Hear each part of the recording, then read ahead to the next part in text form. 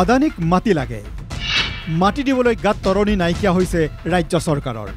তাপবিদ্যুৎ প্ৰকল্পৰ পাছত এইবাৰ আদানীক মাটি লাগে গোপীনাথ বৰদলৈ আন্তঃৰাষ্ট্ৰীয় বিমানবন্দৰৰ সমীপত। এৰোচিটি নিৰ্মাণৰ বাবে মাটিৰ দৰকাৰ আদানী গোষ্ঠীক। ভূমি অধিগ্ৰহণৰ বাবে জাননী জাৰি কৰিছে প্ৰশাসনে। বিমানবন্দৰৰ সমীপৰ 1116টা পৰিয়ালে লাভ কৰিছে ভূমি অধিগ্ৰহণৰ জাননী। এক প্ৰকাৰ এয়াও উচ্ছেদেই। ইতিমধ্যে 7 শতাধিক পৰিয়ালে লাভ কৰিছে ভূমি অধিগ্ৰহণৰ জাননী। কামৰূপ মহানগৰ জিলা আয়ুক্তই জাৰি কৰিছে ভূমি অধিগ্ৰহণৰ জাননী। এইবাৰ হিমন্ত বিশ্ব শৰ্মা চৰকাৰে আদানী গ্ৰুপক মাটি দিয়াৰ কাৰণে এটা মানে চক্ৰ উলিয়াইছে। এই চক্ৰটো আমি কেনেকৈ বাহিৰ কৰিব লাগে, আমি সেইটোৰ ওপৰত গুৰুত্ব দিব লাগিব। দৰকাৰ হয় আমি প্ৰতিবাদ কৰিব লাগিব। এইটো কাম নহ'ব না, টকা নালাগে, আমাক মাটিখিনিহে লাগে। আমাক তথ্য অনুসৰি এৰোচিটি অৰ্থাৎ আদানী নগৰৰ বাবে অধিগ্ৰহণ হ'ব 410 বিঘা মাটি।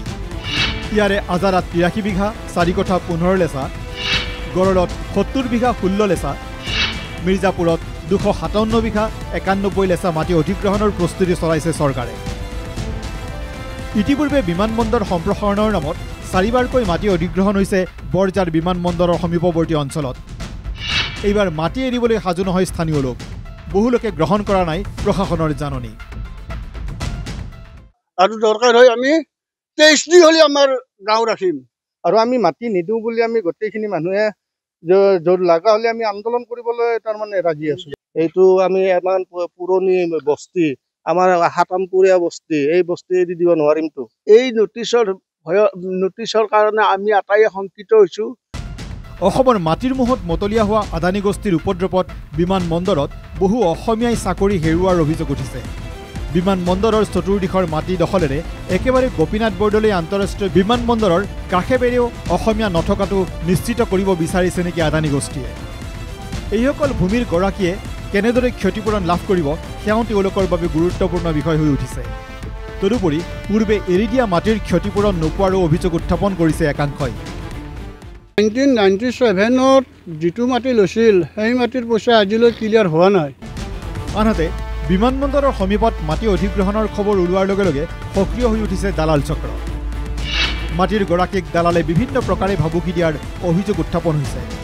আনকি বাতৰি সংগ্ৰহত বাধা দিয়াৰ উপৰি স্থানীয় লোকক সংবাদ মাধ্যমৰ সন্মুখত একো নকবলৈ হেঁচা প্ৰয়োগ কৰিছে এই চক্ৰটোৱে। সংবাদ মাধ্যমে ভুল তথ্য দিয়া বুলি তৰ্ক বিতৰ্কত লিপ্ত হয় দালালৰ দল। ইতিমধ্যে এৰোচিটি নিৰ্মাণৰ নামত বিমানবন্দৰৰ কলনীৰ সকলো ঘৰ ভাঙি পেলাইছিল। এৰোচিটি নিৰ্মাণৰ বাবে মাটি এৰিবলগীয়া হোৱা লোকসকলক কেনেদৰে সংস্থাপিত কৰিব চৰকাৰে? কি পৰিকল্পনা আছে চৰকাৰৰ?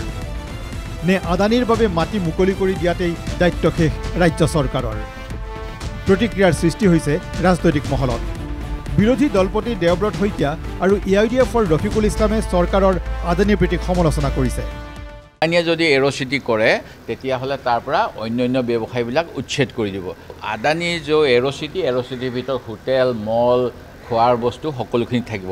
অৰ্থাৎ ইয়াৰ যোগেদি আদানী পৰিয়ালটোৰ অসমৰ মাটিত আমি পেট পালন কৰিবলৈ বহুতখিনি আমাৰ অসমীয়াৰ পেটত গামোচা মাৰি পেলাই দি দিম, যিটো একেবাৰে অন্যায়। এয়াৰপৰ্টৰ আশে-পাশে এইখিনি এয়াৰপৰ্টৰ কাৰণে লোৱা নাই, এইটো এয়াৰপৰ্টৰ আদানীৰ বিজনেছ কমপ্লেক্স বনোৱাৰ কাৰণে, ৰানৱে বনোৱাৰ কাৰণে নহয়, আদানীৰ দোকান দিয়াৰ কাৰণে সেইখিনি মুখ্যমন্ত্ৰী তেখেতক সন্তুষ্ট কৰাৰ কাৰণে মাটিও খালী কৰাব বিচাৰিছে। উচিত মূল্য হয়তো সেইসকল নাপাব। কালি যে আপোনাৰ ঘৰখনো কাঢ়ি নল'ব তাৰ কোনো নিশ্চয়তা নাই। আনহাতে জাঙুৰ খাই উঠিছে ৰাইজৰ দলৰ ভাস্কৰী শইকীয়া। এতিয়া আমাৰ প্ৰশ্ন মুখ্যমন্ত্ৰী হিমন্ত বিশ্ব শৰ্মাৰ প্ৰতি, আপুনি নিজৰ সমষ্টিৰ মানুহৰ ভেটি ৰক্ষা কৰিব পৰা নাই। আপুনি কেনেকৈ অসমীয়া জাতিৰ ভেটি ৰক্ষা কৰিব? আপুনি কেনেকৈ অসমীয়া মানুহৰ ভেটি ৰক্ষা কৰিব? আপুনি কেনেকৈ অসমীয়া জাতিক বচাব যদিহে আপুনি নিজৰ সমষ্টিৰ মানুহৰ ভেটি আজি ৰক্ষা কৰিব নোৱাৰে? Bureau report NK TV।